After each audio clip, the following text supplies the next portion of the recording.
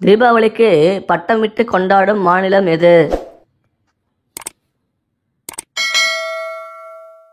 விடை குஜராத்.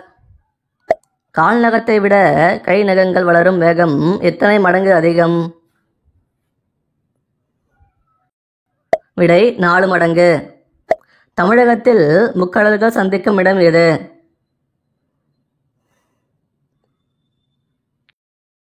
விடை கன்னியாகுமரி. திமிங்கில குட்டி ஒரு நாளைக்கு எத்தனை லிட்டர் பால் குடிக்கும்?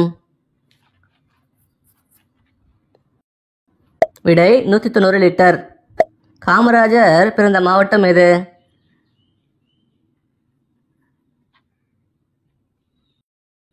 விடை விருதுநகர்.